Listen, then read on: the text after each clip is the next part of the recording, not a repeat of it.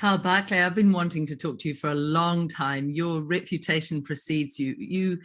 You're such a man of the land. You're an engineer. You've worked in farming and organic farming. You've been a West Coaster and a Southlander from the great Southland area.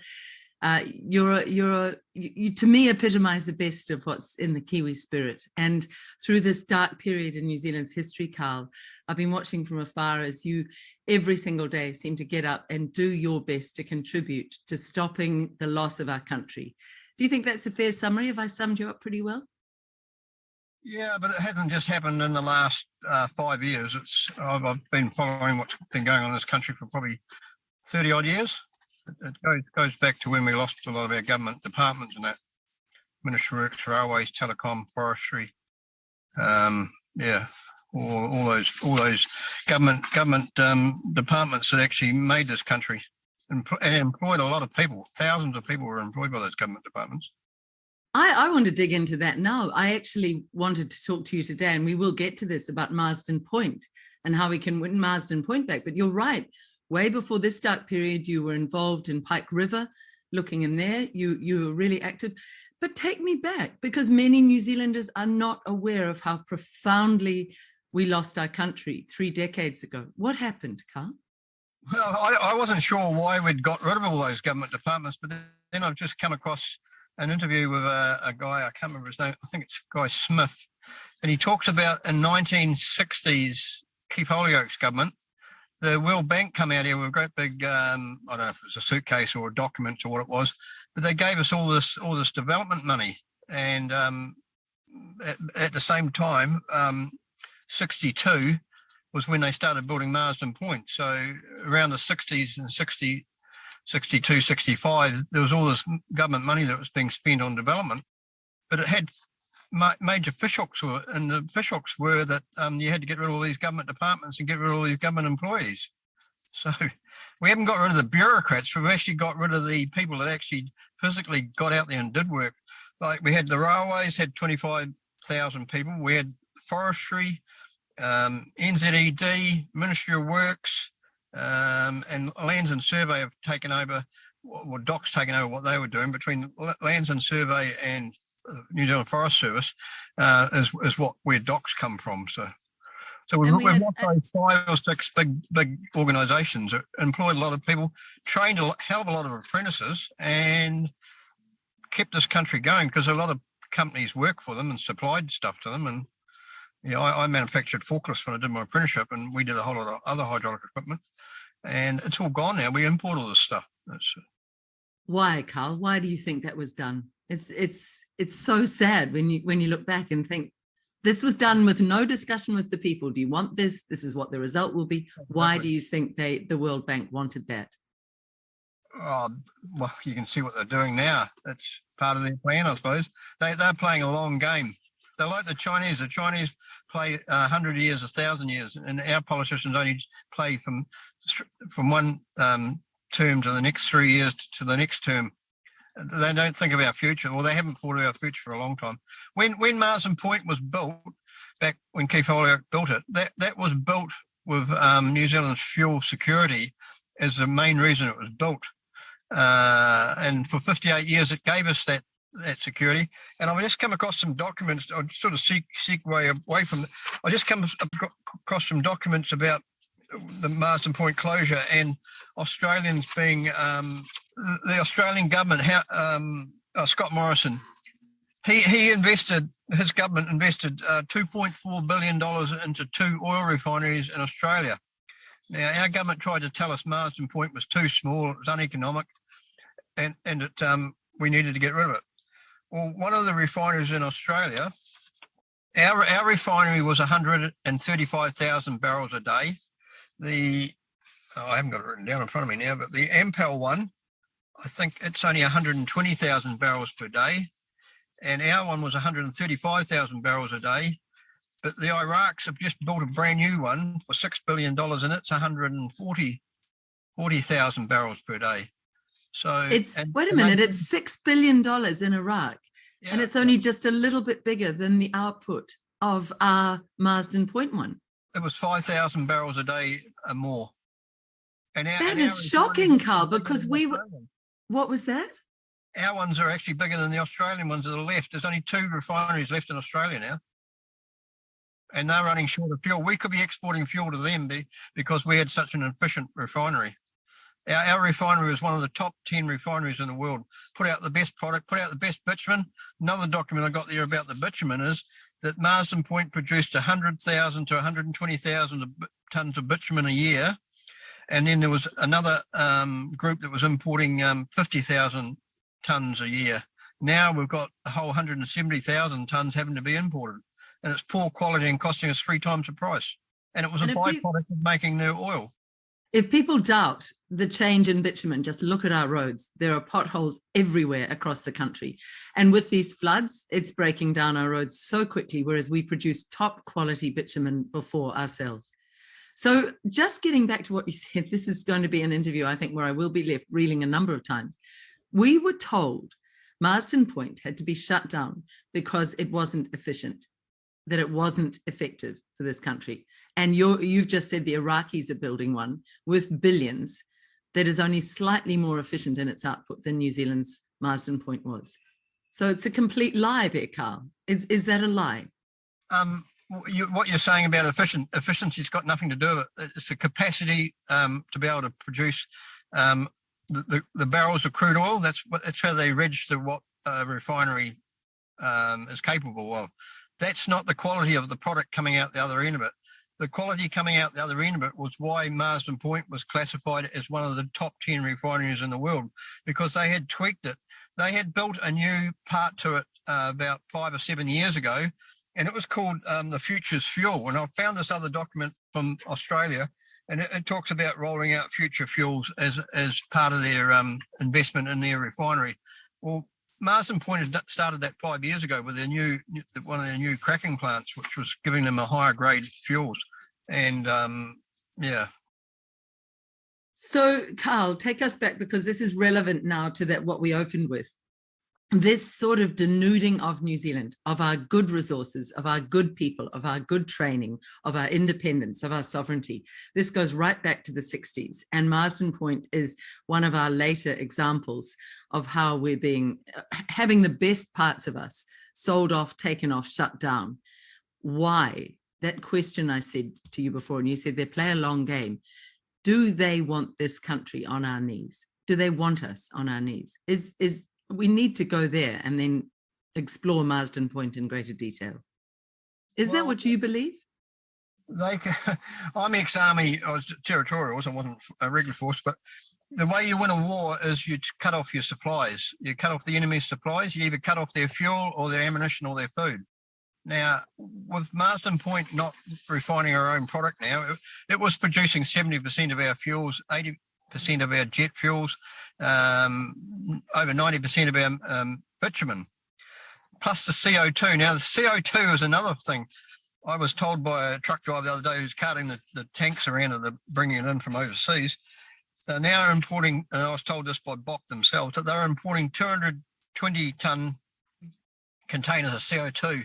When it was coming out of Marsden Point, it was a byproduct of the refinery, and it was $2 a kg. Now it's costing $20 a kg. So that's pushed the price of that up. And that is used where, for people who are not aware where that's used? CO2 is a dangerous product. We've got to get rid of it in the world. Well, they use it in hospitals when they're operating to make sure something's inert and there's no bugs. They use it in freezing your Tegel chicken and your frozen veggies to stop them from having any bugs. They put it in your wine and your beer to make it fizzy. They use it in glass houses to make your veggies grow quicker, because when CO2 is in the atmosphere, all the green plants suck it up through photosynthesis and turn it into oxygen. And the funny thing is, the atmosphere has only got 0.4%, not even 0.5% of the atmosphere is CO2. And it's at what they call 400 parts per million. But funny enough, your body breathes out 95 times more than that, another subject again, at 38,000 parts per million in every breath you breathe, and you breathe 12 or 20 times a minute. But they say CO2 is dangerous. It's only dangerous if you're wearing a mask and you're holding 5,000 parts against your face and it's starving your brain of oxygen. That's the only time it's dangerous. Karl, the whole basis of the climate change fear mongering starts to fall away when we talk like this.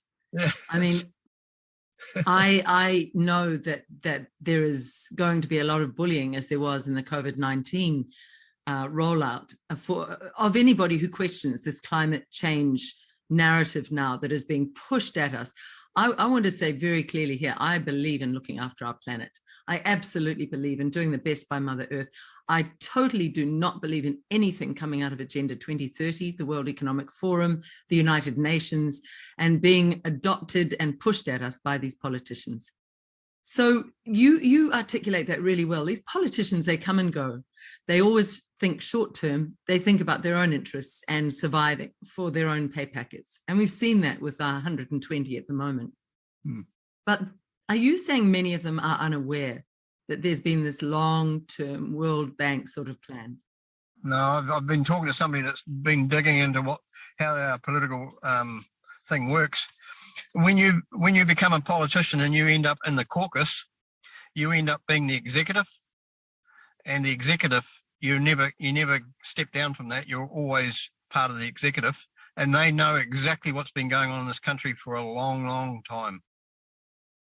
Really? So we have many prior politicians who could absolutely blow the whistle on all of this nonsense and tell the people what's really going on. Winston Peters is running around with a new petition wanting to save Marsden Point. Why didn't he do it 5 years ago when the old senior shareholders, founding shareholders, some of them have got hundreds of thousands of shares, they're in their 80s and 90s now. Those original shares are worth $40.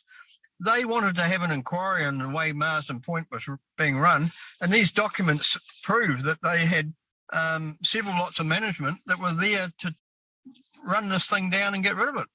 To start with, 2 years ago, they got rid of the bitumen processing, so that wasn't available in New Zealand out of Marsden Point. So that's when we started getting the poor quality roads. Then we had the COVID come along, so there wasn't so much use of jet fuel.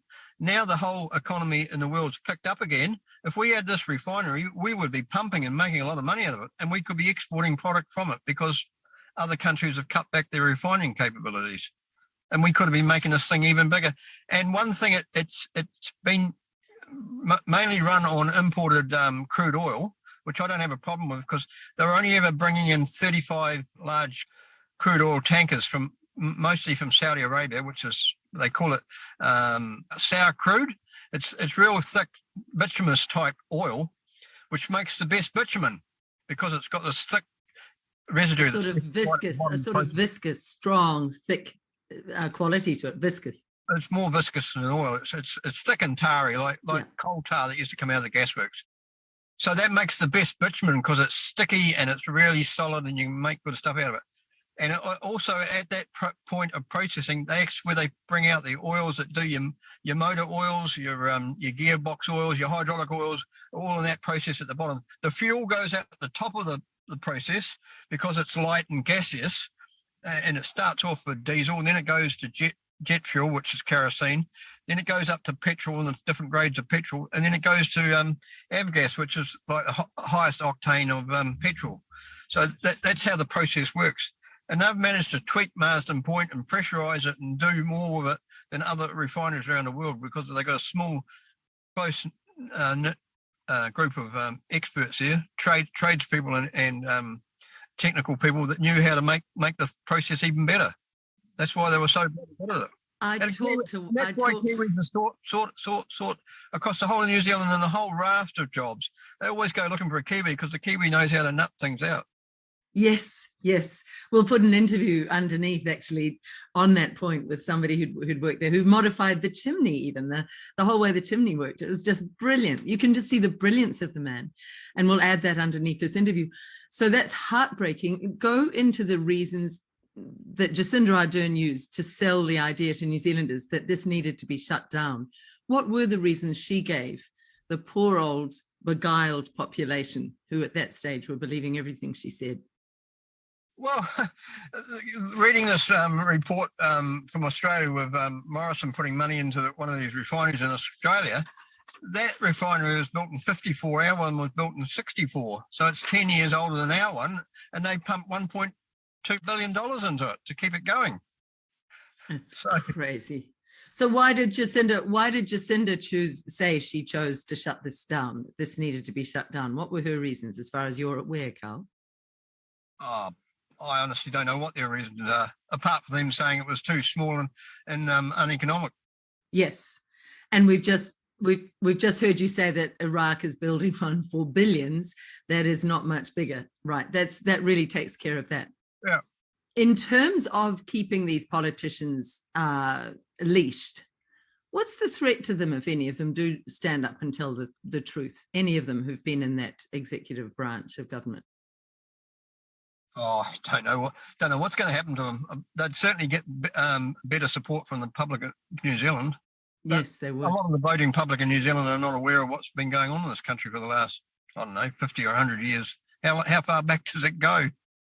Yeah. I think that's where people just can't seem in New Zealand yet to fully comprehend that a government could be willing to hurt us, to harm us, to kill us even, to absolutely denude our resources, and above all, to lie to us constantly. And that's where I now begin with everything coming out of the government mouth. All right, let's look at the disaster of Marsden Point. She has done how much damage in her shutting down? There were rumors at the time that concrete was being poured into those pipes and that it would never be able to be opened again, even if it could be salvaged. Do you know if those rumors are true, Karl? I don't know personally whether they're true or not, but I was out there a couple of weeks ago as I was coming back down south, and the refinery, as far as I'm from what I can see from outside the gate, it's still standing and intact.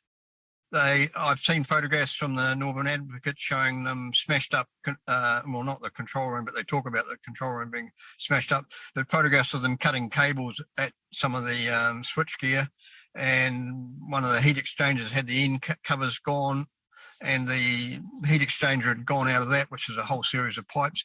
I'm an engineer. We can rebuild those. A&G Price and Thames can cast up new castings for it, machine them up. One of the boiler makers can make the new element that goes inside with the pipes. It's just like a boiler, but it's one you can pull apart. A boiler normally can't. As far as the control rooms and wiring being cut up, well, it's going to be a job trying to stitch it back together again, but there'll be wiring diagrams that show what wires went to where. And as far as the control gear goes, we've put in more modern equipment that's probably going to do away with 20 operating staff anyhow, so, and make it even more efficient. So, and if we have to build a new refinery, well, we either build a new refinery or we run out of fuel, because the 35 tankers I was talking about, and we had 2 coastal tankers delivering around the other 9 ports around New Zealand.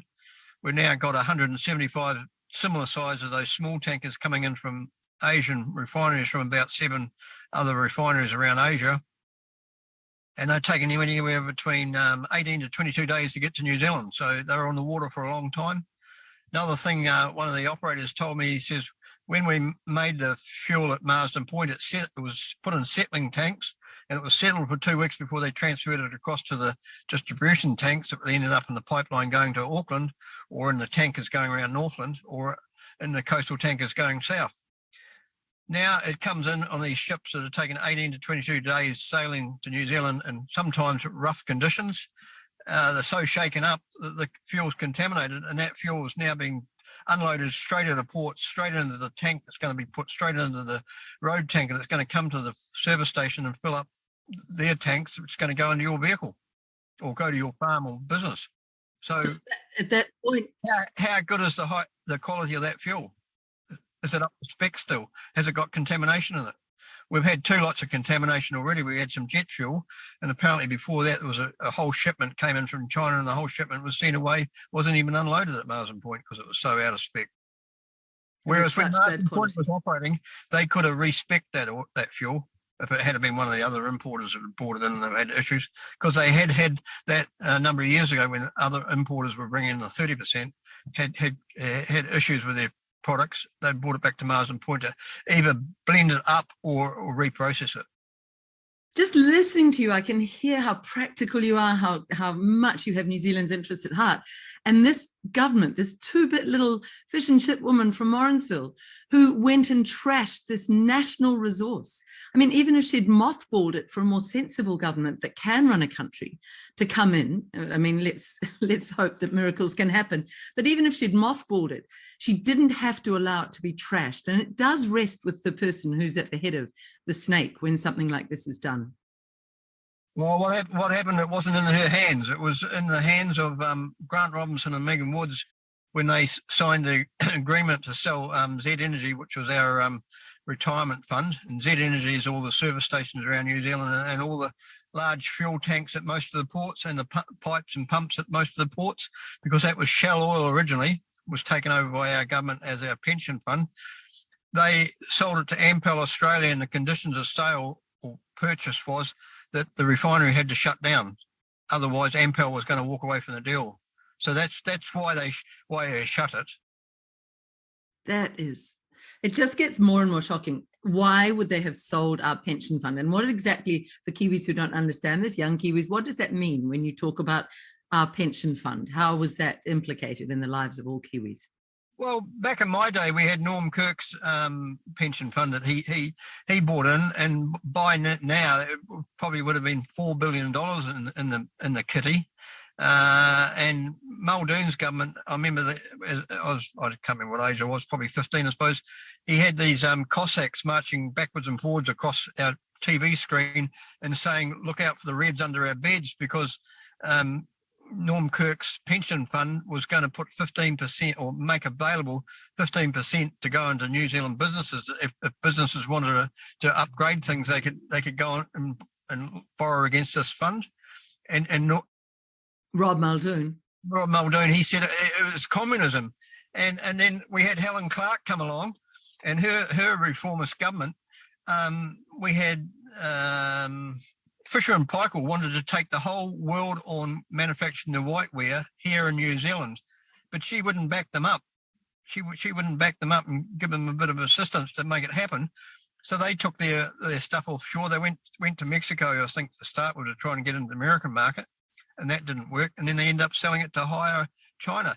Well, in New Zealand, down in Dunedin and in Christchurch, there's a company called Scott Technology. And they build a machine, it's called a line machine. You roll in a piece of tin at one end on a roll. It's either galvanized or white painted for whiteware, or it's stainless steel. And out the other end comes whatever product you want, all punched, folded and bent, and comes out the other end. And that's how you make your appliances, because of that machine that's made by Scott Technology in New Zealand. They sell those machines all around the world for other people to make those products instead of us making them here in New Zealand. That is heartbreaking. It just it lurches from one heartbreak to another. So here we had this leader, Norman Kirk, a Labour leader who really did have a vision for helping New Zealanders.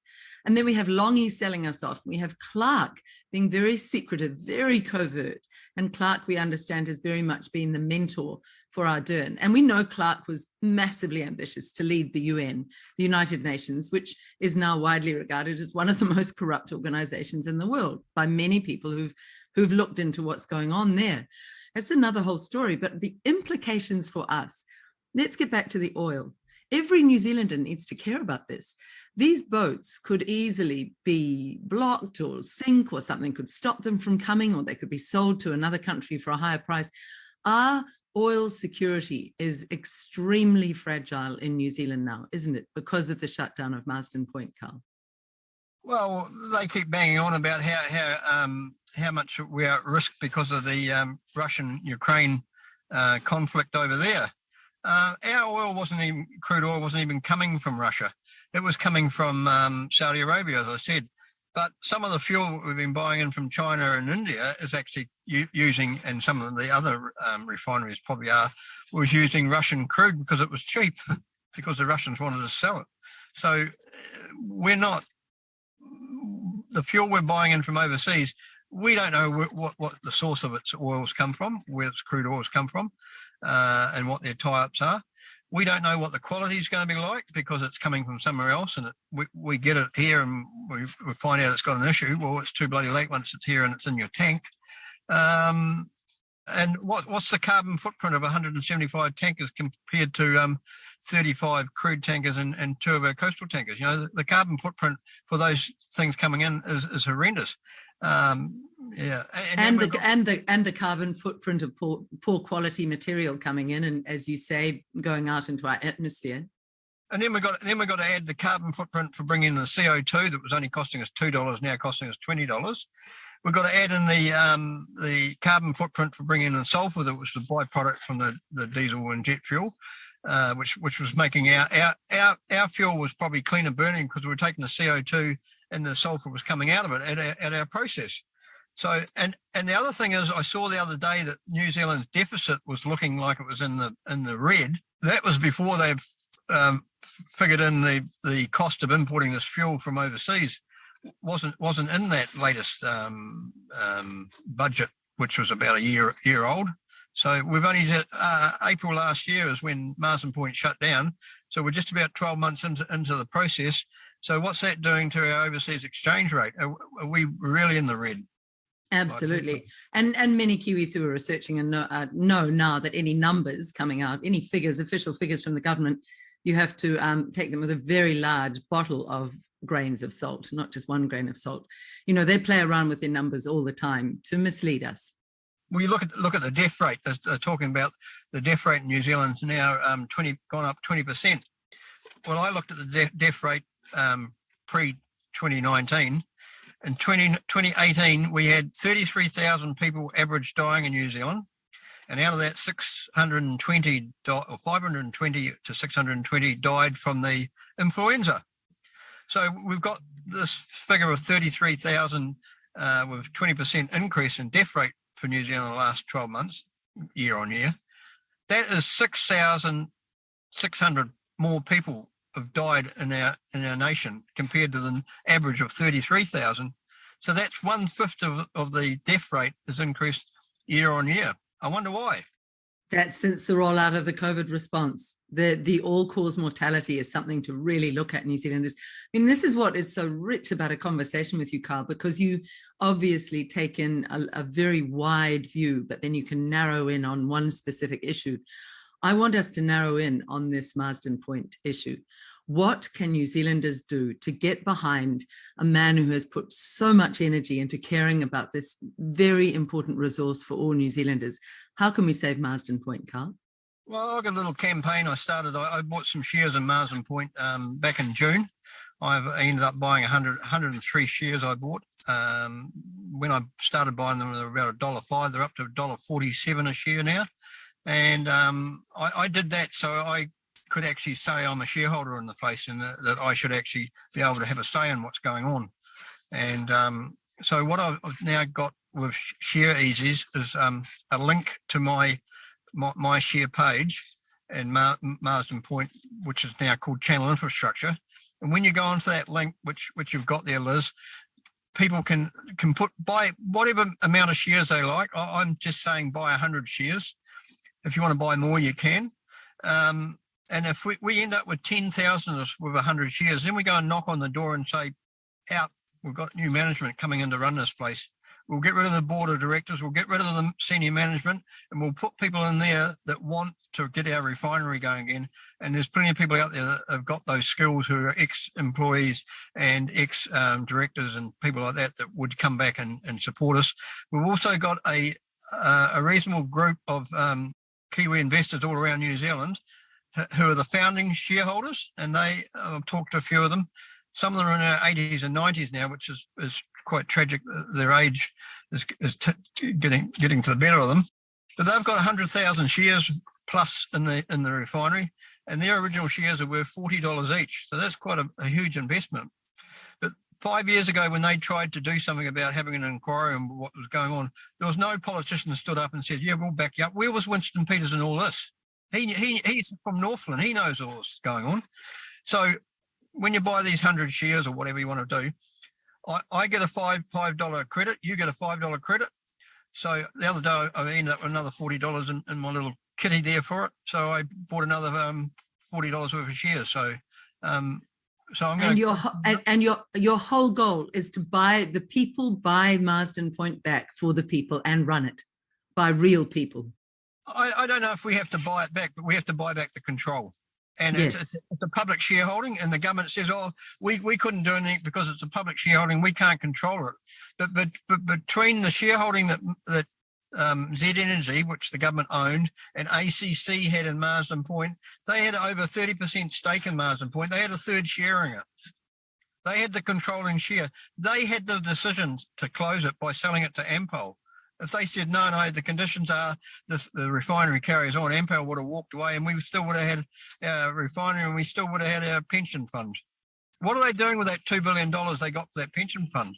Exactly. I was going to say Megan Woods and Grant Robertson are implicated there, and they get off a bit scot-free. And James Shaw, his name's on the document as well. Oh, James Shaw, who many are posting and asking why an elected politician and his party will block anybody who puts a negative comment on their threads on Facebook. That is not democratic. So these people, do you know why they so wanted to was it just about getting their hands on the money to sell this off to Australia? Was it just greed? Was it just to have a big purse? Well, I don't know what they're doing, because I see they're investing in ports of Auckland, which now they're talking about getting some overseas, Saudi, I think it was, or one of those Arab countries to run the ports of Auckland. And this pension fund money is supposed to be going into that as well. So I don't know what they're up to. But Karl, do you think these people could honestly run a piss up in a pub? Do you think they could organise anything? They just seem unable to be adept at anything that is good for the people of New Zealand. They seem utterly incompetent. They wouldn't let Sean run a piss up in his shooters bar just recently. No, they wouldn't. And it wasn't even... It was a BYO, so you didn't even have to sell the booze. People were bringing it on. They sent the police in. But really, do you think in the sorry annals of our history of New Zealand politicians who are looking, when we look back now, increasingly corrupt, many of them, do you think this is one of the worst bunch we've ever had, this group of 120? It's more than Labor, because the month April, when it shut down Marsden Point, that month leading up to the 30th of May, when they actually finally laid off all the operators, 250 odd operators, they were cleaning the plant out and washing it and getting it into the point where they could do their maintenance. Anyhow, they do that every 4 to 5 years. They do a deep clean on it and take out the catalyst and send it away to clean it, or clean it themselves and send some of it away that can't be cleaned, and put in fresher catalyst. We had Chris Lux in Waipu at a public meeting, and I was there with Brad and digging at Marsden, and I kept wanting to talk, and he wouldn't let me stand up. And then finished, I just stood up and said, "Right, you've just gone on about saving our farmers. What are you going to do about saving Marsden Point? Because without that refinery, we don't have any fuel for our farmers." And he said, "Oh, I'll make it an election issue." I says, "Mate, it's an issue today. You need to say to the people here that you're going to do something about saving this refinery tomorrow, not in 6 months' time." He has got no intention of saving that oil refinery. He should be the opposition. He should be making a lot of noise about it. He hasn't. He's allowed it to happen. His government, his national government, has allowed it to happen. Over the last 20 or 30 years, all those politicians have just let these things happen. And what we're talking about, those logs that are going past, and the logs that got washed down the river, and looks like it killed a lot of people with those logs. Those logs are going. This is in Gisborne, is it? This is in Gisborne. Yeah. So what's happening? All these logs that are going past in these trucks are going to a port somewhere to be exported overseas, because they're getting more money. They tell me that Port Taranaki gets $20 a tonne for every log they store on the wharf. So I don't know if it's for shipping it around on the wharf as well. So we've got all these logs going overseas. So our sawmills can't buy them. We've closed down paper mills because they can't buy them. And we've lost hundreds of thousands of really good jobs in New Zealand. And we're stuffing up the roads with these extra heavy big trucks that need to be heavy and bigger, so that they make more money out of shifting them down the road, which is pounding the shit out of our highways. And we've lost all this other industry. what are we better off doing? Making some paper and exporting the paper, or exporting the logs and importing the paper? And same with the timber. We don't even have enough logs in New Zealand to make timber in New Zealand. They import it from overseas. It's just madness. Then we can't even make bolts in this country anymore. We can't. Being an engineer, we used to manufacture. Back in 2009, the Kiwi Rail was wanting to build 3,000 new container wagons and 50 new railway locomotives. A&G Price quoted from Thames quoted to build the locomotives, and Hillside Workshops designed and built 35 of the new container wagons and then put it out to tender. The 500 wagons went to China and the 40-odd locomotives went to China, and they were a total disaster. Whereas if they were made in New Zealand, they would have been high quality, employing people in New Zealand, paying taxes, and A&G Price had the opportunity to export another 10 locomotives to Australia. They were completely going to be made here, and they were worth $40 million. And Bill English's government just didn't even talk to either Kiwi Rail or A&G Price. And with Kiwi Rail, they were $12.5 million dearer for the 500 wagons. And that $12.5 million was to upgrade Hillside Workshops, which was a 130-year-old big old building, and put in a modern plant to build 3,000 of these wagons. Now, they give them to China, then Shane Jones and his government, coalition government come along. He gave $20 million to Hillside to upgrade it. Then Jacinda comes along with this government just by herself, bowls over the workshops and gives them $80 million to build a new plant to assemble 1,500 more wagons from China, employing 45 New Zealand staff, and 10% of that is going to be apprentices, 4.5 apprentices. They've spent $100 million when all Hillside wanted was $12.5 million to upgrade and buy some modern equipment. It's just a litany of incompetence. It's a litany of incompetence. Or is it intentional? I don't think they're incompetent. They've got a plan, and they're playing the plan out as the way they want it. And that is where people go, oh, that's conspiracy theory. No, that's too much. No politician would want to hurt their own country. And we have to come to terms with something as evil as that to fully understand the big picture here, don't we, Karl? These people are actually willing to betray their own country and their own people. For what? I have no idea. For money, for power. You know, we know that Helen Clark wanted some pathetic status up at the UN, but they are willing to betray us all. That's incomprehensible if you're a decent Kiwi, but they're not. She came back from the UN with quite a big sum of money that was banded around about her being one of the wealthiest women in New Zealand, or one of the wealthy women in the world. What does it even mean? None of us can take it with us. She will die one day and go, damn, I missed it. I can't take it with me. I missed what life's about. She's a fool. This figure was, I can't remember. It wasn't millions. It was like $1 billion, but it was quite a few numbers in it. It was available, and I used to put that link up quite a bit, and all of a sudden it disappeared. You couldn't find it anymore. So I've got it in a diary somewhere. I should go and dig that diary out. Yeah, send it to us. Send it to us. I mean, corruption of the soul at that level, I just don't get. We're here for a tiny wink of time, and then do we leave the place a better world or not? Now, I just need to get back to your points about the quality of this ridiculously unnecessarily imported fuel now that we're getting from China because of this incompetence. I could hear when you were telling me about that, the cries of the wokesters going, well, there we go. That's why we need electronic cars. That's why we need to get away from oil. Oil is the baddie. Karl, what do you say to that? Well, we've had oil products in this world for 150, 200 years. The automobile's been around for a long, long time. Oil was used before automobiles came along. Oil seeps out of the ground down near Moana, down near Greymouth. There's a oil seep there at Kutuku. The oil seeping out of the seabed around New Zealand. Otago has it washed up on the beach. It's a natural product. It's given to us. It's and when it ends up getting spilled on the ground, yeah, it looks bad, and it's just going back to where it came from. If you're not growing vegetables or grass there and getting some livestock to eat it, what's the difference? You know, we get oil spills all over the place, and they don't give a big panic about it. But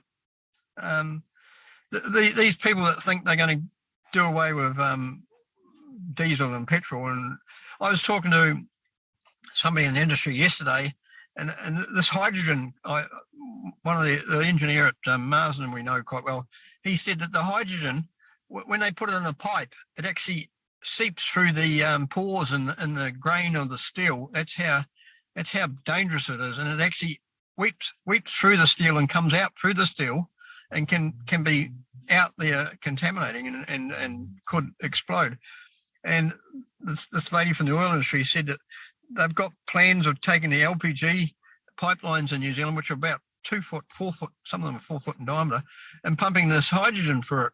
But the hydrogen, it's only like 12 mil thick steel. The hydrogen is just going to seep through it quite easily. And she said that they were actually talking about pumping hydrogen through with the LPG at this stage. I don't know why they want to do that. Maybe they're going to take the hydrogen off when the LPG gets to the other end or something. I don't know. But explain the hydrogen for people who are not aware, the place hydrogen plays. Well, hydrogen's a process where they take water and for electricity, that they break the oxygen and the hydrogen into two parts. So you get the hydrogen as a fuel and the oxygen as another byproduct. And then when it burns in your vehicle, it's supposed to go back to water again. But I've heard also that in the combustion process, it makes nitrous oxide, which is 210 times worse greenhouse gas than CO2. That's why I think it was BMW or something had built hydrogen cars about 10 years ago and then decided that they were too dangerous because it's a highly explosive fuel and the fact that it was making nitrous oxide. So, and the other thing with hydrogen, if they could put it in a diesel truck, it's not going to be powerful enough to drag the truck up a steep hill. So they're going to have a diesel hydrogen motor that will run on both fuels. So it's just, we're playing with a new technology that nobody knows enough about, and our government wants us to totally change overnight. Go away. And I think I heard I was in the car and I heard Jesse Mulligan on the afternoon show. I don't often listen to him anymore either. He was gobsmacked when someone came on and said, electric car fires will burn for days and days and days. They're highly dangerous. I think this person was saying in Australia, they're not letting people put their electric cars under high-rise buildings, partly because fire engines can't get in, and because if there is a spontaneous explosion of an electric car into fire, it will take days and go through the whole building and into all the apartments. So, these undiscussed issues are not even being brought to the public attention. And Jesse Mulligan, the Radio New Zealand guy in the afternoon, went, "What? I've never heard of that." Now he would be a classic wokester, advocating no oil, let's go with electric cars. Nobody's looking into it, Karl, in any depth. It's just a facile response, isn't it? Oh, that's crazy. It's just something that people have come up with to try and discredit the oil industry and get rid of it, sort of. And New Zealand, I've got a book here, I'll dig it out. It's called Floating on Oil and Gas, A Lost Nation. It was built written by Brian Jackson from down Southland. And he wrote it originally in the 1970s about the lost oil, Hunt Petroleum, that when they were doing all the exploration in the South Island. And we've got more oil and gas around us than, they said around the North Sea, but they're now referring it to as the new Middle East. That's how big our oil fields are. Is that book still in print? Is it still available? Yeah. Wow, that's called, that's by Brian Jackson, and it's called Floating on Oil and Gas. Now that is intriguing. You know how New Zealand is always, I was told by so-and-so, I was told by a good source who claimed he'd heard it from Judith Collins, of all people, that she was aware of 19 cat oil reserves around New Zealand, around the New Zealand coastline. Absolutely confirming what you've just said. 19? Yes. Oh, you put a few more zeros on that, I'd say. Really? Oh, there'd be thousands. There'd be thousands of wells around this country that have been capped off. I was talking to a guy that had 2 drilled on his farm down Franz Joseph, and they found oil at the first one, and they shipped. Not sure if it was further out by the coast or the inland, but they had two different locations, and they found oil at both of them. And he said to the company that was doing it, he said, "What are you doing now?" And they said, "Oh, we'll just cap it off, and somebody will come back in 100 years' time when they want it from overseas." This then plays into the why. Translation. That plays into the why question. Why would a government not celebrate? Look, New Zealand, we can do this, we can produce this, we can pay off all our debt, we can export this, our people will be like a Switzerland, we'll have a wonderfully run country, we don't have to run down and live at this base level of always just above the poverty line and politicians telling us that we have nothing and we're in debt, and we're borrowing. It would be such a different country. Karl, would you ever stand for politics? You're so practical. I've done that a few times, but it's waste of time. How do we change the country? Don't we have to get a foot in the door with a group of decent Kiwis who don't want to be politicians, who aren't avaricious, who don't want status, who don't want something for themselves, they want to serve this country, and then we get practical heads around a table and say, what have these buffoons been doing for generations? Let's straighten this country out. Isn't that what we have to start with, Karl? The biggest problem with this country is we end up with like the ACT and New Zealand First as the parties that should be standing up for us and helping us end up going with either Labour or National. Yes. And we just keep getting the same bloody two groups back into power. If ACT really wants to be the right-wing party, they should be aiming to not be involved with National, but they actually take that stand in our government. And I would give them more support than they're getting now, because of the fact that they've got the same sort of views as me on some things. I don't like his views on the euthanasia bill that he managed to get through in Parliament, but as far as getting smaller Parliament and less bureaucrats, we don't need those bureaucrats. We need people in organisations like the Ministry of Works and Forestry and NZED. We need those people at the front line that actually know how the industry works. If they dump water out of that dam up in Hawke's Bay just recently, they've actually murdered people. If that can be proved that they actually want that water back. For people who are wondering about that, there are a lot of questions about Genesis having opened the floodgates for their dam and added at the height of the already flooded river. They knew the storm was coming, so why the week before? Why didn't they start dumping the water safely while the river wasn't even in just a normal level? Sort of. There is just so much. There's so many indicators of corruption.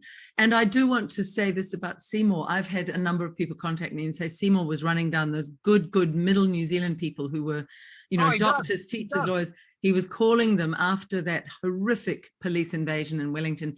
He had some small meetings, and I had it confirmed by a number of people that he said, yes, they were a river of filth. So he is Mr. Facing both ways, and I wouldn't trust him. I wouldn't trust any of the 120 people in there now who didn't talk to those people in Wellington. Not one of them. I challenged him at the backbenches pub because he came over to talk to some people, and he was out in the garage out the back where the people go to have a cigarette. And I turned up there and I had my Pike River big poster, and I had 2 documents about the jab. And he said, "Oh, I'm not here to talk about that." I said, "No, I'm not here to talk about Pike River. I just heard you were here and I was heading down the street with that stuff." I said, "Oh, this document here, have you read this one?" And he said, "Oh, what is it?" I said, "It's the safety data sheet from Pfizer." "Oh, yeah, I've seen that." I said, "Well, why are you allowing it to carry on?" I said, "This document states there's no available data on whole 7 pages. Well, I'm not allowed to buy or sell a product in this country without a complete and accurate safety data sheet." Anyhow, he didn't want to talk to me anymore after that. And then later on, I'd taken the stuff back to my van, and somebody said, "Oh, Seymour's heading off up Molesworth Street," up Molesworth Street. And I went chasing after him, and I said, Seymour, stop." And he turns around and sees me, and he runs faster up the street. And I got him just as he crossed over the lights. I said, "Seymour, come and have a look at this document. This is about the ingredients, and there's 4 lipids in it, and 2 of them are cholesterol. Come and talk to me about this." And he just took off. He didn't want to. Anyhow, this guy from Human Rights, his wife works for Human Rights. He said, "Oh, my wife would be interested in that information." So I gave him my details, but I never heard back from him. So that's how much Seymour he's aware of what's going on. And another thing is when going back to building these railway wagons down at Hillside Workshops, Seymour said, "Oh, this is like going back in time in the in Poland or one of those countries where men stood over fires and smashed bits of steel with sledgehammers and made sparks everywhere." So be it. If it employs 1,000 people and trains 100 apprentices and puts a whole lot of tax back into New Zealand, go for it. I don't care about the sparks and the hammering. Absolutely. They're not very bright, a lot of these He's politicians. supposed to be an engineer, and he's not. He's an electrical engineer, apparently, but yeah.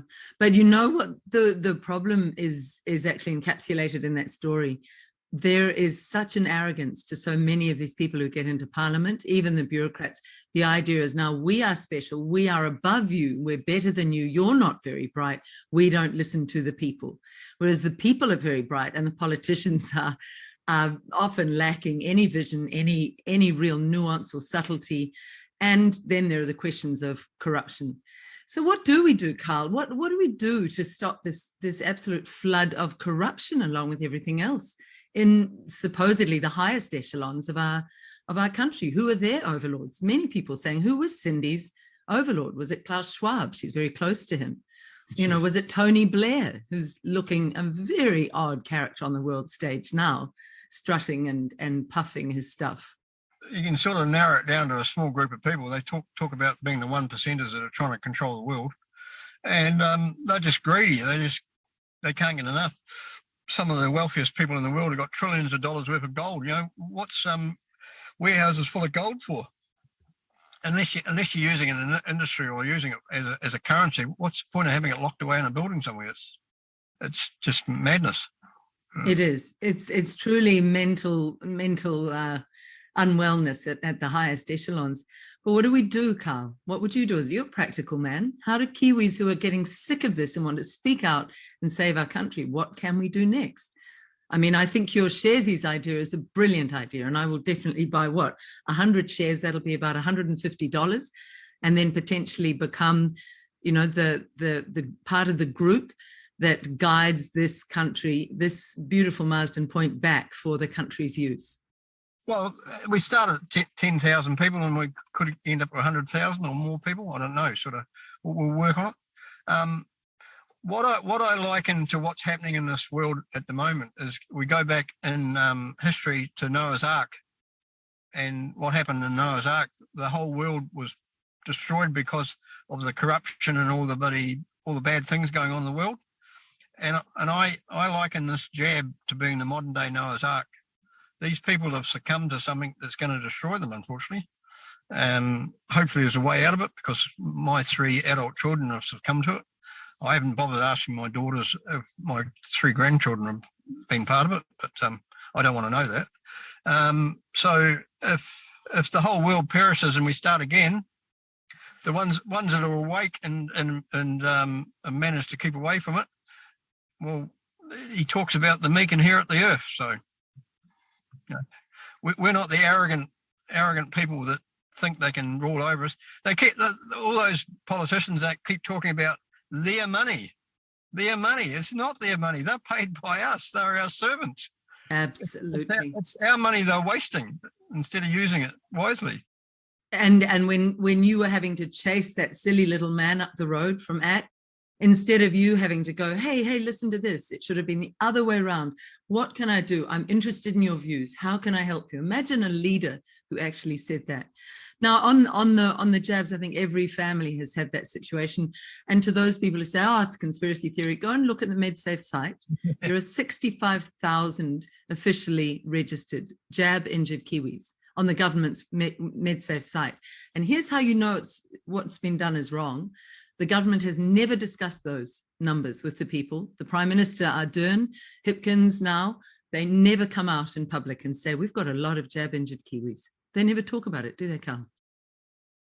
That figure you're talking about, is that 100% figure or is that 5% figure like they used to talk about? We don't know. A lot of overseas studies say it could be between 1% to 5% of the actual number of injuries. Yeah. So it's a tiny drop in the ocean who actually make it onto the official register. It's a good question. When I was in Wellington, they were banding around these numbers about the injured in New Zealand, and it was 5%, and to get 100%, you're going to multiply it by 20. So I took those figures and I multiplied them by 20, and the adverse effects was like 750,000 adverse effects. The serious adverse effects is that people in wheelchairs in hospital and never being able to go back to work was about 30,000 of those, and the amount of deaths was around about 6,000. But they tried to play it down to only minute numbers. But at the same time, ACC said, oh, we've got 100,000 people on our books with adverse effects. So they had, back then, beginning of last year, they had over 100,000 on their books. So how many they got on their books now? Or are they calling them something else? The number of Kiwis, you know, your metaphor with Noah's Ark, the number of Kiwis beyond the jab itself will have to look themselves in the mirror and say, in New Zealand's darkest hours, I either stood up with honor and integrity and courage, or I lied, I dissembled, I went along with those who I knew were doing wrong. There'd be a lot of doctors in that category, there'd be a lot of bureaucrats in that category, there'd be a lot of TV people in that category and nurses. It's very, very shameful for many Kiwis. Still pushing it? Yeah. It's shocking. Now, look, Karl, it's such a rich conversation. So I'm definitely going to buy in on your sharesies, and we'll put that up. We'll keep that up on the screen for people to look at. I did a couple of other things. The Mount Messenger bypass. Let's lead with that now, something you're involved in. Tell us what's going on there. I knew about it a number of years ago because Sue Gray and them were trying to help Tony about 6 years ago. He's been fighting this bloody battle with the LTS or NZTA, building this road partly through his farm and partly through his grazing rights. He's got grazing rights that are in statute, so they can't virtually take them off him, but the Maori Trust that's got the land seem to think they can just get rid of him. They've actually built a fence up there across his boundary now in the last 2 or 3 weeks, and I was up there last week and they're adding to it. Now, for people who don't know, what's Tony's name, and just Mount Messenger, what the area of New Zealand you're talking about? Just Tony and Debbie Pascoe and Tony's family, Pascoes, have owned a farm there for 3 generations now. So it's Debbie and Tony's family are now the next generation, but they've sort of cut themselves off because the parents have been going through so much strife they don't want anything to do with it really at this stage. But they've got this farm that it's the Mangapiki Valley. When you go up there, if you get a chance, go and have a walk up there. It's 1,000-year-old forest up there, and it's a wetland. It's quite boggy, hard to walk through, but you can get through it. His cows go up and down there. They're big, sturdy animals. They can get through the swamp, and people say, oh, they're bad for the swamp, but they're actually keeping the weeds down. They're doing a good job. And they're doing exactly what the moa did 800 years ago when the moa were around. They used to eat the native forest up to about 3 meters high. That's why the lancewood, that little sharp flower leaves on the lancewood, is to stop the moa from chewing it up. And then at the top, the thing blossoms out into a tree about 3 meters high. I was told that by an ecologist. He said that's why those trees are like that, because the moa destroyed all that otherwise. So the Haast eagle used to fly around underneath this forest floor, not there, but down south, and other birds could fly around it. But once the moa went, the undergrowth came in, and then the Europeans brought the red deer and that to New Zealand, and they started eating it again. And then Doc is saying, oh, no, you can't have that. It's destroying the forest. But they're only eating it to a lesser extent than what the moas were doing. So anyhow, you get up this valley, and it's got this little creek that wanders through it all over the place. What's the nearest town to Mount Messenger for people who do want to get up there and have a look? Oh, it's north of New Plymouth. So it's it's State Highway 3. You've got to go through that to get to Hamilton, and up to Auckland and that. But anyhow, so through the course of this valley, it's got this little creek that wanders around all over the place. And I said to Tony this morning, I said, that creek has been in that same position probably for 1,000 years. And he said, oh, I don't know about that. I said, well, at least in the last 200 years, that creek has never changed, because you can't see where it's ever gone anywhere before, because it's just a slow wandering freshwater creek. It's got all this amount of life in there. It's unbelievable. Then we've got Archie the frog. We've got long-tailed bats, and we've got kiwi there, 3 endangered species. There's about 40 different species there. There's another guy that was there the other day. He wants to go up and have a look and count and look and register all the native orchids that are there. A Maori lady come through the other week when we had our music festival. We've had two now with the first one. She came through and she says, wow, she says, there's so much natural remedies and medicines in this forest that she said, I've never seen it before. She says, and some of the moss was growing on the trees, like lichen growing on the trees. It was like 12 inches, 15 inches long. She says it's like that because it's pure. There's no pollution in the air there, and the water's so fresh and pure that we've got people like Doc and Forest and Bird and that are all saying, yeah, it's okay, just destroy it, build this road. The road's more important, rah rah rah. But then they're saying, oh, we're going to try and save this and we're going to try and save that. And we'll spend millions here. And we've got somebody up there at the moment at night time stealing the bloody kiwi eggs to relocate them somewhere else, and just leave them alone. Just let them be. Don't put any 1080 out there. There's never been any 1080. Everything's thriving. Tony says, well, if the rodents are that bad, why have we got kiwis breeding up here? You know, Doc are a disaster. I know.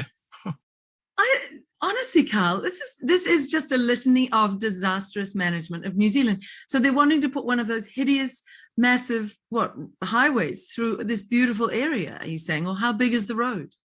We're talking about putting a 4-lane highway through to start with, but then Pasco's won't let them on their farm at the bottom, so they can't start the road from that end. So then they've gone around to the south side and they've taken over some land over there and started building it there. But because they can't get in from Pasco's, they've had to put on top of the Mount Messenger this great big orange tower, and they're putting this great big skyline, and they're going to cart the gravel in and out, the machinery in and out on this great big skyline. It's got a 60 mil diameter wire rope on it. It's huge. I saw them putting it up there recently. Bloody hell. Anyhow, they've got it anchored into this so-called rock at the bottom. And I says, that's not rock, mate. That's papa. This whole country here is papa. It's clay. It's not solid rock. You start loading this thing up with 15 ton of gravel and the whole thing weighs 30 ton or something, you're going to end up with, it might pop out of the ground, but I hope it bloody does, but somebody would hurt it. As we've seen all these slips in the rain. So again, Karl, what can Kiwis do who want to stop this? Who's the minister in charge? Who's running this mad idea? Damien O'Connor won't engage them over the Ministry of Works Act. Well, Chris Hipkins is a new PM, so it falls on his sword. And then the other one would be Michael Woods, the Minister of Transport. So, Mr. The people in Wellington are a river of filth. That man, that creature. And Eugenia Sage, she was coming up to talk to us a couple of weeks ago, but she hasn't bothered to come back. She should be there. It's just ludicrous because there was a drilling rig come up a number of years ago to drill, see where the base was, and he came on Tony's property. Tony allowed him on, and he said, "Oh, I'm down 30 metres now, and I'm still finding water, so I might as well give up." Anyhow, they flew a smaller rig up where they're going to build a bridge or something, and he drilled there, and he says, "Well, same situation. It's 30 metres. That's 100 feet." So what Tony and them are saying that this valley is probably bottomless. It's just a great big V that's pulled up over the thousands, millions of years of silt and slowly built itself up. And they want to build a road on it. a bit like the area in Christchurch when the earthquake happened and all that material oozed up through people's houses, and then they said, "Oh, look, we should probably never have built there." And they're saying the same out at Muriwai with these floods. Oh, we should never have put houses in that valley. So it's still going on, the ineptitude. Could you tell Tony I'd love to talk to him and absolutely love to dig in there and encourage Kiwis to get involved. But how do you think we can get involved? Do you think send a message to Hipkins straight away? Stop what's happening at Mount Messenger. Stop it. Don't build the road there. Money for it. $206 million. Option Z is fix up State Highway 3. Lower it down a bit, take all the bends out, build a new tunnel and build a bridge across one of the little gullies. And within 3 years, we'd have that project finished. This other thing's starting at $300 million. And by the end of it, it'll be $1 billion. And we probably won't have a road in there anyhow because it's impractical. And they haven't got an area to take all the rubbish out they want to take out. They were hoping to push that up into Pasco's farmland, but they're not agreeing to that. So, and then they say at the end of it, "Oh, you can have your farm back." Well, they're going to end up with what was a pristine, quiet valley with bloody great big trucks roaring up and down it for the next 100 years. These Pascos sound like absolute national heroes themselves, as you are. Karl, I'd like to do a little bit of a catch up with you semi-regularly, and I need to talk to Brad Flutie again. You mentioned Brad earlier. He's also been a big hero with done some wonderful work, and Project Good Oil as well around Marsden Point. So I'd love to hear from you about Mount Messenger, an update on that. Anything else you're looking at around New Zealand? You're just a delight to talk to. Listening to you, I keep thinking, if we had someone like this, or a group of good Kiwis like this in charge in New Zealand, I think in about half a year we'd have most things sorted. You're very practical. At Parliament, they all everything got done. If something needed to be done, a few tradies would talk, and somebody would put up some pipes, and somebody sorted out buildings and built new toilets and stuff like that. And I always said the only paperwork that was used in this thing for the whole 23 days was in my toilets that I looked after. And that used to bug me too, because the toilet paper we were using was Chinese stuff that was being imported to wipe our bums on, when we had a paper mill at Cowra that could supply us the same sort of paper. Absolutely. But the higher people were bringing in Chinese toilet paper. If you are ever up Auckland way, please, I'd love to spend a whole evening with you, just jotting down brilliant ideas for solving things in New Zealand. But I would also feel selfish not to share them with other New Zealanders. I think there'll be many Kiwis who've listened to our talk today who, in the despair of the obvious ineptitude, and we haven't talked about potential for weather tampering, but there are a lot of Kiwis saying, just how evil are these governments, and would they do something along those lines? Because it's clear now from overseas research that I've been doing that interference in weather has been around for decades in America, that HAARP is a real thing, HAARP, look it up. Any observations that you've got to finish on that? We're not drawing conclusions. I'm saying to people, begin by asking questions. Begin where a good journalist should begin. Say, is there another explanation for such odd weather in February? It seems to be immaculately timed, as Jacinda Ardern has left, and then Hitkins has his crisis, and now suddenly he's rolling out climate change policies left, right, and centre, and talking about, controlled demolition of country areas. It all seems very slick at the moment. So I'm asking questions. Are you asking any? And have you observed any things that have made you think, Karl, weather-wise? I'll answer that, but I'll get back to Mount Messenger before I finish up. I've got something I would like to plug in. Please. I'm from the South Island, and I lived in Nelson for a wee period of time, and we used to watch the planes come and the sky change from a beautiful blue sky to a cloudy day by lunchtime, because planes were flying past making their vapour trails, so they say. Well, when I was a kid, a vapour trail used to disappear about 3 plane lengths behind the plane, not do what they're doing nowadays. Anyhow, we've had this weather event in Hawke's Bay, and we had the event in Auckland, and now we've got another weather event this weekend in New Plymouth again. And all 3 of those events, 2 of them I've been in New Plymouth. Before the Auckland one, I saw the planes doing the same thing, and a storm came. A couple of days ago, we had the planes doing stuff here again in New Plymouth, and I saw some really weird looking weather strata going on, which wasn't natural clouds. I got some photographs of it all. We've got another storm that's here hitting the central North Island, both sides of us. And then I was up Waitangi weekend, and then came back to Whangarei when that all came on, and just thought, and then looked at, it was coming down from across from Australia. It was coming on a straight line, and then it was like a big storm, and then it all started being a cyclone that came in and hit us. So if you look at the tracking of Cyclone Gabriel, it was heading for Australia, and then it very elegantly moved in a very focused way right down next to New Caledonia. It was very impressive the way it changed its course. You see articles that the American government have been controlling the weather since 1947, and it's a weapon. They use it as a weapon, talk about it as being a weapon, and then there's discussion about HAARP. And I saw something this morning. I need to go back and look at it on Twitter. something to do with the nation and Robinson, and the headline was HARP, so I need to go and see what that was all about. And yeah, just man can do anything if man wants to play around with it, and man likes to play God and thinks he's better than God because he thinks he's got the upper hand. But at the end of the day, the manipulated weather and storm events could be God's fury. God has had enough of us. And one thing with what's happened up there with this big flood and all these people that have died, if it actually works out there has been thousands of people killed there, that's going to wake the people up in New Zealand, I hope. I think this is a waking moment that people are going to start waking up. And it's not going to be us that realise what's going on that need to do anything. It's the people that have been harmed with a jab that doesn't work, ineffective.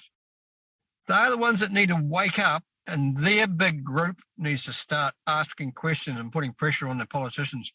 Then we'll get a change. We can't make the change happen because the conspiracists are only a small group, but there's a large group of us, but I don't call us a conspiracist. I call myself somebody that questions what's going on, somebody that looks into what's going on and gets answers for it. You know, they say, oh, you've been looking on the internet. Well, so be it. That's where you go for information. There's incredible information on the internet. And to me, conspiracist or conspiracy theorist now is a huge compliment. Anti-vaxxer is a massive compliment. Yeah. It means I had the critical thinking, I investigated, I questioned, I didn't blindly obey people who've now turned out to be absolutely unstoppable liars and not people who don't give a damn for us. To anybody who is in that large group wobbling now and starting to wake up and think something's not right, you're right, something in New Zealand is not right. Yeah. But begin from the perspective where Karl and I began, which is for some reason, we have these politicians who are willing to hurt their own people. And initially, Karl, your head goes, no, they can't. They couldn't be so inhumane. People wouldn't do that, not for money. Nobody would want to betray their soul to that level. But it's painful. We have to wake up to the fact there are some who are willing to do that. It happens in war. Yeah. Wars have happened for centuries. So, and a politician has to make the decision whether you're going to war or not going to war. Well, there are many people who say we are at war, but ironically, with our own politicians around the world, look at Trudeau in Canada. Look at that woman, Ardern, who was celebrated around the world once she left. She was celebrated for all the wrong reasons, for being one of the most brutal leaders any Western democracy's ever had.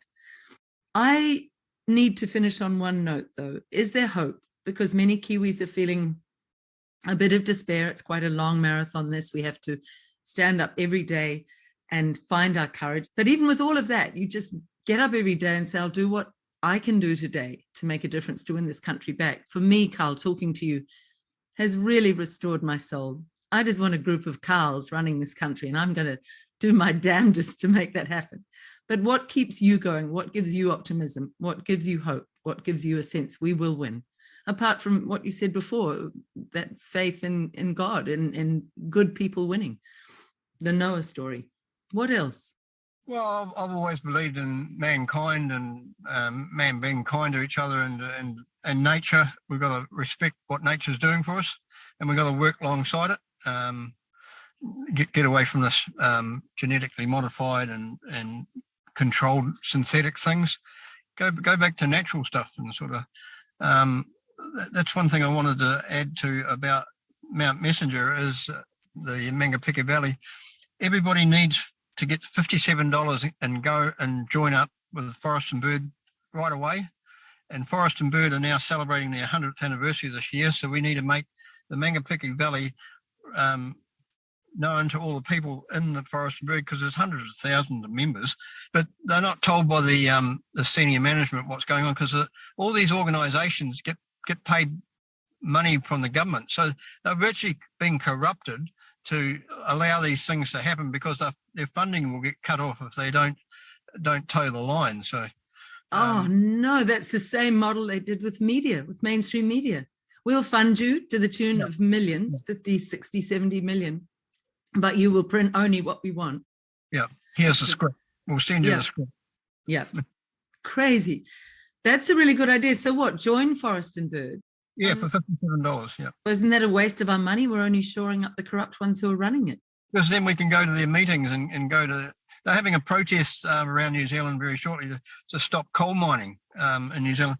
That's another crazy thing I come across. Somebody rang me and said, "Oh, you need to get down to Huntly and talk to some people there." The Huntly coal-fired power station that people in Auckland need the power for, it's got a coalfield 12k away, and there's a cableway, not a cableway, but a conveyor system that runs the coal from the coal mine to the power station, and they probably take the ash back on a return trip, or truck the ash back to the mine and bury it. But they were bringing in the coal from Indonesia. Now, guess what they've done? They've changed the system, and they're going to bring in wood pellets from Canada and run it on wood pellets. So they'll use 5 times more shipments of wood pellets compared to imported coal, where they could have used coal that was only 12k away and employing Kiwis. And looks like Naomi James might be the new CEO there to overlook what's going on. And they'll probably turn around in 3 years' time and say, "Oh, it's uneconomic, we'll have to close it down." Because they've changed the source of their fuel. Instead of using coal, they've gone to bloody wood pellets from Canada. Is that cleaner burning? What's the justification? Oh, it probably is cleaner burning, but you're going to have to burn twice as much. So your carbon footprint on the ground shifting the stuff's going to be horrendous. Plus bring it, yes. Who's Naomi James? Tell us about her briefly. See, this is the thing with the conversation with you, Karl. It's so rich. There's another name I need to bring up actually before we close, and it's someone called Andrew. We'll get to him in a moment. Who's Naomi James? Yeah, but Naomi James, tell us about her. Well, the document says that she's she's not that outspoken, but she's controlled what's happened at Marsden Point. She came from Australia. She's closed down several oil refineries around the place. Now, when she came to Marsden Point, she was getting $1 million in 2020. And that was really the reason for having an 18-month strategic review process from when we started to look at options for the business through to when we made a final decision in November last year about the future plans for Marsden Point. In terms of the refinery model, the challenge was that we had a structurally challenged refinery here in New Zealand. It is very small by global standards, and we have globally uncompetitive energy costs in New Zealand. So getting a refinery that could work in those circumstances was a real challenge. We were also mindful of the direction we're heading in terms of carbon in New Zealand and the need to reduce our carbon footprint, and also needing to ensure that for our customers we had a really competitive fuel supply chain. So where that took us was ultimately to reach agreement with our customers that the conversion to a terminal was the best way forward, and to secure the support of all of our lenders and our shareholders for that change, and they were all really strongly supportive of that move. It's also, though, been a big part of our process to work really closely with government because of, the importance of the fuel supply chain to any country.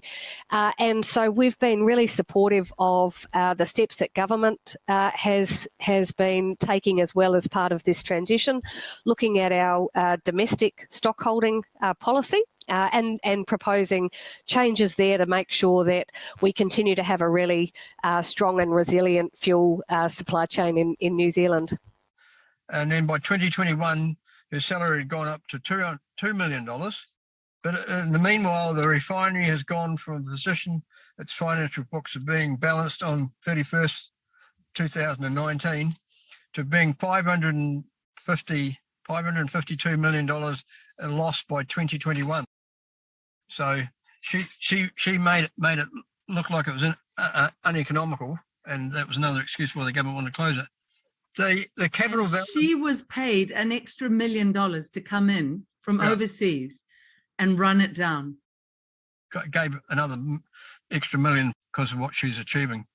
Could I ask anyone in mainstream media who's watching this, could you look into Naomi James? We'd love to get some of your stories. How about you actually look into some of the corruption in New Zealand? So that's one name. And the other name I did mean to bring up was a fellow called Andrew. Tell us about Andrew and the part he's played. But the business perspective, the financial winner in the closure of Marsden Point is Ampel Australia. They have in 2 years achieved the closure of their only refining competition in New Zealand and the purchase of New Zealand's largest retail fuel distributor in Z Energy. This all to the benefit of Ampel and their refining operation at Linton, Queensland and Brisbane, Australia. The Linton refinery was subsidised to the amount of 1.2 billion Australian in early 2020 by the Australian government. Once this subsidy was approved, Refining New Zealand, in which Z Energy has a substantial shareholding, then employed Andrew Brewer, experienced in refinery decommissioning for Ampel Australia, to assist in the operational review of Refining New Zealand, which smooths the pathway to the refinery closure. Additional to this, Naomi James, who has a much more modest background in the oil and energy industry, also she could be involved with this power station, energy industry, is essentially a stooge, as employed as New Zealand Refining CEO to nominally oversee the refinery review under the guidance of the more experienced Andrew Brewer, so he's obviously watching in the background, giving her advice, was confidentially only employed by Refining New Zealand for 9 months. So Brewer was only there for 9 months and returned to Ampel Australia in 2020. But also in November 2020, he became the director of the board, on the board of Z Energy. Meanwhile, Naomi James pursued the closure of refinery, its rebranding to Channel Infrastructure, and gained that extra $1 million. So this ends saying, this we think is remarkable. It is also, we believe, something to merit investigation by the Serious Fraud Office. There's been two consultancy groups that have advised the government that it was bad news closing it, but they never listen. I got a ex-brother-in-law who's in the Treasury Office, and he said, I wrote up a great big report to Bill English one time, and Bill English didn't even read it. And my brother-in-law was, he used to be an actuary at an insurance company, so they really got it working out figures. That says it all. Yeah. So Andrew Brewer, if you were summing him up, what would you say about him? Oh, he's lined his pockets. He's probably being paid well. He's probably been getting a bonus, because it's not just Marsden Point. There's a potential of us actually refining our own oil in New Zealand. The refinery was originally designed to use our oil, but then because it was run by BP Mobile and Shell, they were using their own crude oil from overseas. And that's another thing. They were only paying, I think, 33% less refining fees than what overseas refineries were charging. So it was actually cheaper for them to get it made, their fuel made in New Zealand. BP and Mobil apparently did not want to close the refinery because they closed their refineries in Australia. It's only Ampel and this other company, Viva or something, who've got the refineries. So let's go back to that question I asked, which was, what gives you hope? What makes you feel the fight is worth it? Well, I just hope that people in this country wake up to seeing what's happening in the world. You know, it's not just New Zealand; it's globally. You know, sort of. Do you think we can win, Karl? As long as we keep King Charles there, we can. I just saw an article this morning. As long as that monarchy stays there, we're under the Magna Carta, the 1688 Magna Carta, and the 18 something Bill of Rights. And the Bill of Rights is for all time, as long as we've got a monarchy running this country, or running the Commonwealth. I think that's another whole conversation. It's another huge conversation, but it's been fascinating talking to you, Karl. And do you overall feel, yes, we are destined to win? Do you feel that? when you put up all this effort in your fight? I think the people that went to Wellington and supported us throughout New Zealand, because there was hundreds of thousands of people who supported us, they're the ones that are going to win. The ones that don't stand up and join in with people, like-minded people that are wanting to change things, they're the ones that are going to suffer. But as I said, it's going to be like Noah's Ark, and they're the ones that are going to succumb to the flood. Yeah. And it's a choice. It's a very salutary comment about the choices we each need to make now in our own lives, for our own families and our own moral standards. You're a very moral, ethical, brave man, Karl Barkley. Thank you. I've loved talking to you. That's good. Thanks, Liz, for making that contact. Wonderful.